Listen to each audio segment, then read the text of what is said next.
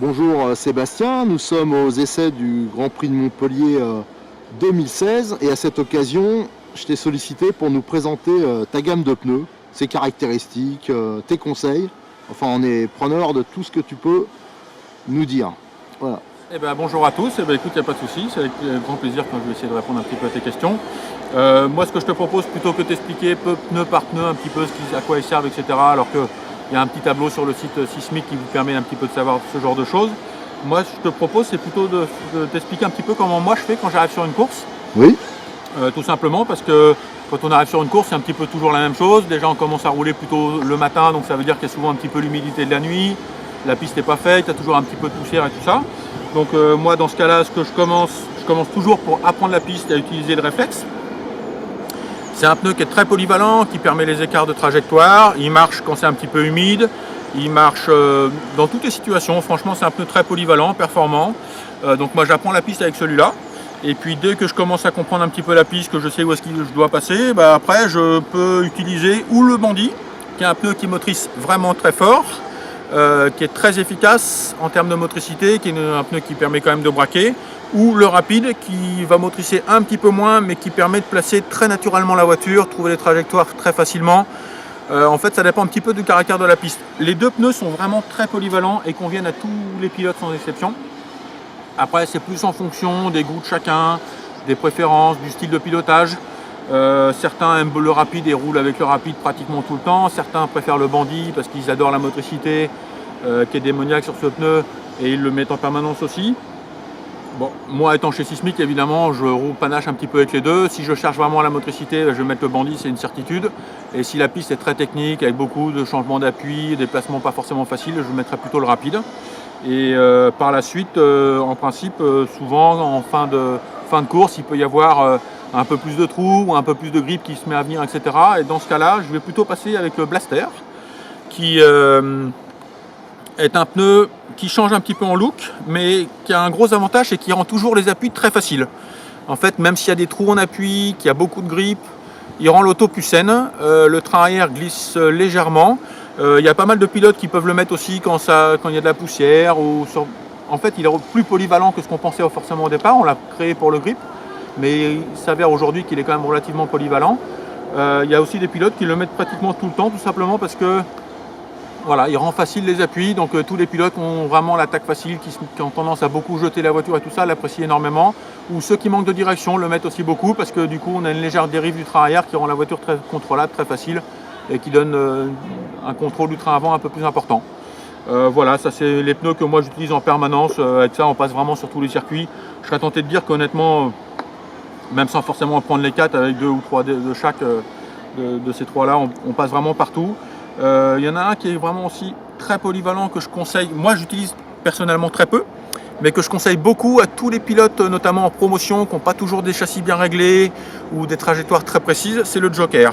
Je l'ai appelé Joker parce que quand on ne sait pas quoi mettre, on sort son Joker, c'est ça qui marche. Alors, c'est pas le pneu le plus rapide de la gamme, mais celui-là, il marche vraiment tout le temps. Il a une bonne durée de vie, il marche dans toutes les conditions, toutes les situations. Si on doit avoir qu'un seul pneu dans la caisse, c'est celui-là, il est ultra polyvalent. Alors, certes, si on doit avoir qu'un seul pneu et être très performant, ce serait plutôt le Rapide ou le Bandit, mais le Joker rend très facile. Même si la voiture n'est pas bien réglée, avec du Joker, le train arrière est stable, la voiture est toujours saine. Et ça, c'est quand même plaisant parce que tout le monde n'a pas forcément toujours les bons conseils, les bons tuyaux pour avoir un châssis bien réglé. Donc le Joker reste une référence dans ce domaine-là. Ensuite, on a encore 4 autres sortes de pneus. On a une gamme quand même un petit peu complète. D'ailleurs, ça se voit, tu vas pouvoir le voir un petit peu montrer. On a aussi plusieurs types de jantes. Aussi bien la jante pleine disponible dans les 3 couleurs, en blanc, jaune fluo et corail. Et on a aussi la jante qu'on appelle Fusion, qui est reconnaissable par ses petits traits un petit peu différents, qui est un petit peu hors norme par rapport à ce qu'on a l'habitude de voir. Pour finir sur les jantes, techniquement, il y a assez peu de différence, elles font la même largeur, etc. Par contre, les jantes Fusion sont un petit peu plus molles et les jantes rigides et les jantes pleines, un petit peu plus rigides.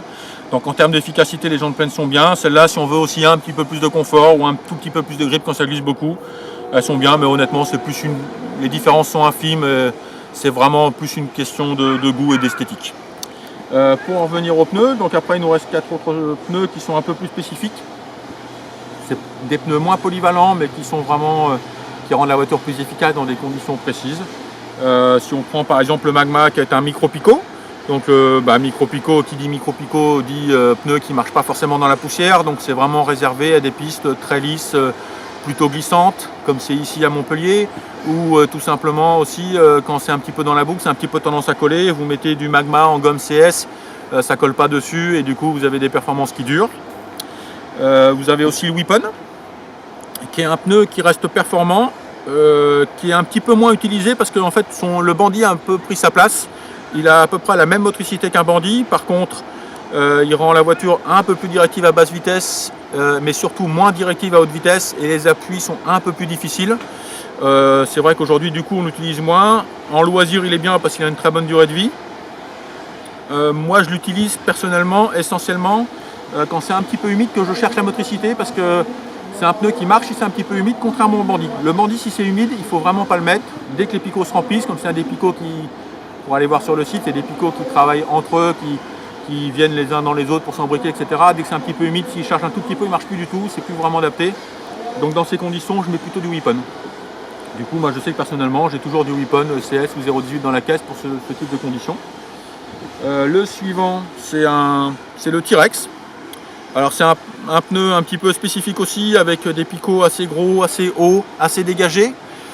C'est un pneu qui va vraiment être performant quand il y a beaucoup de poussière, ou si par exemple il y a de la sueur qui a été mise après qu'il ait plu.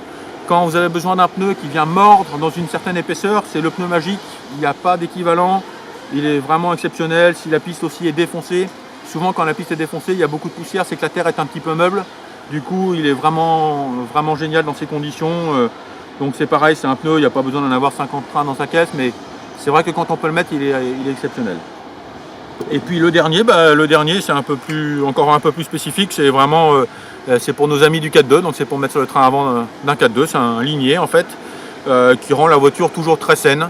Ça enlève de la direction quand on va doucement, et puis plus on roule vite, plus on a de direction. Du coup, voilà, pour tous ceux qui adorent le 4.2, c'est un pneu qui est vraiment très bon. J'en profite d'ailleurs pour se préciser, il y a beaucoup de gens qui ont roulé avec du ligné, qui aujourd'hui trouvent qu'il est un petit peu moins performant.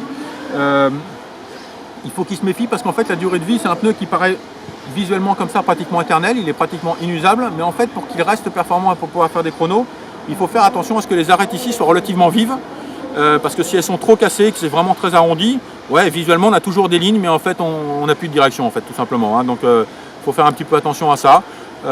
Aujourd'hui, du coup, il est un petit peu moins utilisé pour ces raisons-là. Je pense que les gens ont perdu un peu l'habitude et qu'ils oublient un peu de mettre des pneus en état, parce que visuellement il est toujours bon. Donc voilà, après, qu'est-ce que je peux te dire de plus? Pas grand-chose. Je pense que du coup on a une gamme complète qui passe un petit peu partout. On a des pneus très polyvalents, des pneus un peu spécifiques. Donc voilà, comme toujours, si vous avez des questions, vous n'hésitez pas sur AC Mag, on est toujours là pour vous répondre. D'accord, je te remercie pour tous ces conseils. Eh ben, je t'en prie. Voilà, au revoir. À bientôt.